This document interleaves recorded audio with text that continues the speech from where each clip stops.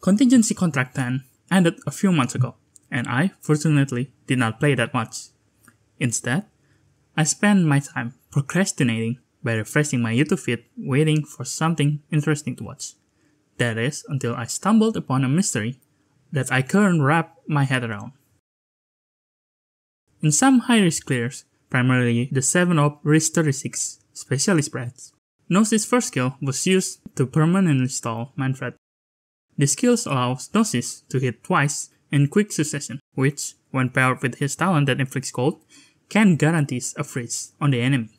Maybe some of you guys are already familiar with the concept of stalls using the likes of shifting or stuns. This stall, however, while might look similar, has a very interesting fact that causes everything to work. So, how does this stall work exactly? To answer this question, let's take a look at what exactly happens. Huge part of the stalls are heavily reliant on Gnosis' talent, that is, his cold talent.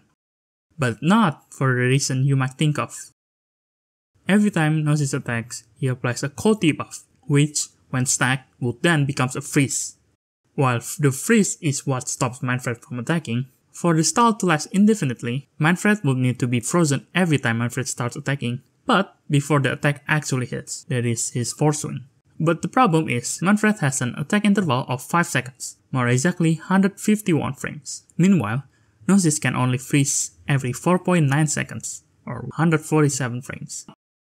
None of the other ops can really stall either, as Iron at best levitates every 5 seconds, or 150 frames. Thus, some stall opt for Chen or Iron and Gnosis skill 2, which requires you to time skill 2 to freeze every other cycle. This is why on all videos that use this strategy, Silence or Air Escape are used solely to buff Gnosis attack speed by 10. This attack speed buff serves two purposes. The first is to lower Gnosis' attack interval so that he is forced to do 3 auto attacks before finally using his skill.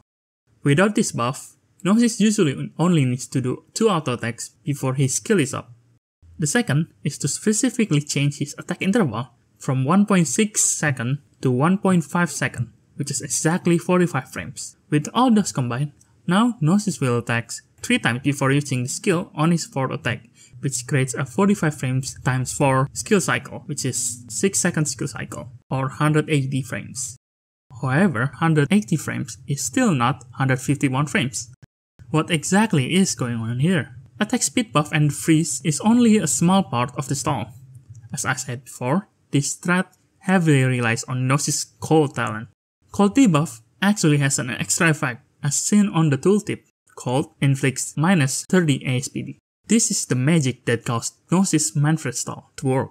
For those who have watched my attack speed video, you may already know that we can easily calculate minus 30 ASPD by dividing the attack interval by the remaining ASPD. However, we can use this formula because in Gnosis' case, this cold debuff only lasts for a short duration within Manfred's attack interval. Thus, we'll have to find out how attack speed works only when it's partially applied, which made me delve into the rabbit hole of Arknight's math yet again.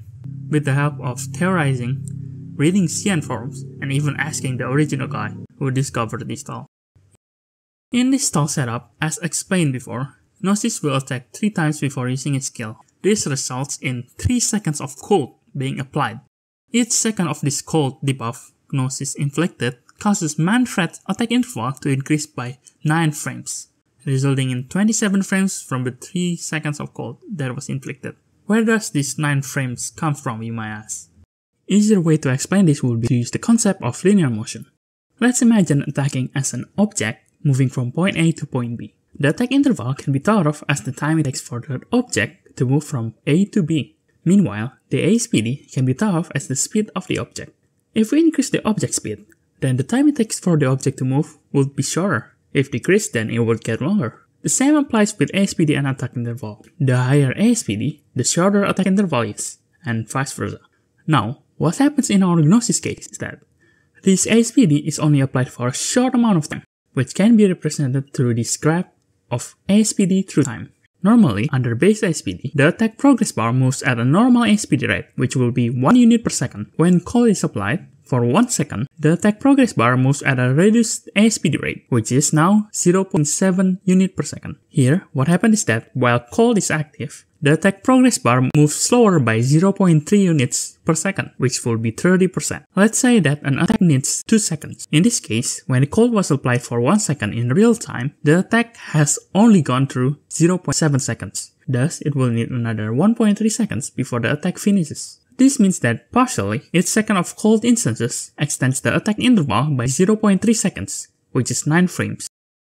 All this combined, however, is still not enough, as 151 plus 27 frames is still 2 frames short of 180 frames. But how come the stall works if we're 2 frames short? Well, it turns out that when Gnosis is using his skill, there is a delay between his skill attack, which is 0.2 seconds long, or 6 frames. This 6 frames of cold results in another 1.8 frames extension, which get rounded to 2 frames. Finally, with those 3.2 seconds of cold, Gnosis has successfully increased Manfred's attack interval to 6 seconds, matching his skill cycle, thus causing a permanent stall.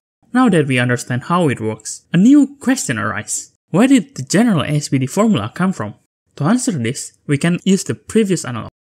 In general ASPD formula, the attack speed used are constant throughout the whole attack. Let's use similar scenarios as before, other than having cold debuff being applied forever, which will be a permanent minus 30 ASPD. When an attack takes 2 seconds, one might think that it means the ASPD debuff only takes effect for 2 seconds, which will then result in 2.6 seconds attack interval. However, because ASPD debuff takes effect for the whole duration, the added 0.6 seconds also need to undergo the ASPD debuff, thus extending another 0.18 seconds, which also gets affected by the debuff, and so on, until it finally converges. The calculation for all of this can be represented using sum or this integral formula.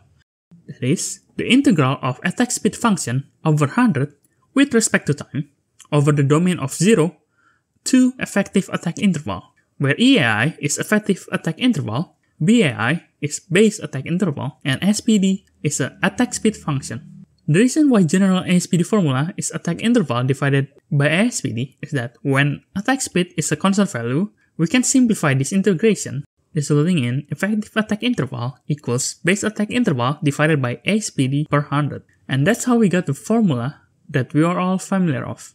In summary, the general ASPD formula is derived from the integral formula for effective attack interval, which just follows a normal linear motion calculation.